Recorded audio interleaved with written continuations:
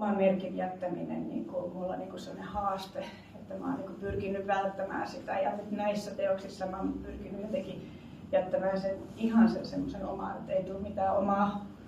merkkiä markmaking, siis silleen, että mä oon yrittänyt valjastaa tuon luonnonvoimat ja semmoiset, että mä luon jotkut alkuasetelmat ja sitten se teos niin kuin muotoutuisi sitten niin kuin luonnollisesti. Niin tuossa tekstissäkin niin, fysiikka paino. Joo, silleen, ja sitten mä niin kuin, siinä niin kuin kuvittelen semmoista asiaa, että miten kauas mä voin itse jättäytyä siitä, että miten paljon mä voin antaa sen teoksen niin kuin itsessään tulla. Ja sitten,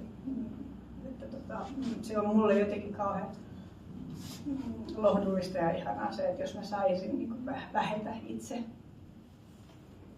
mikä on tietenkin taiteilijalle dilemma, mutta toisaalta siis kaikki on sitä ääripäätä ja kaikki on jotenkin sitä dilemmaa.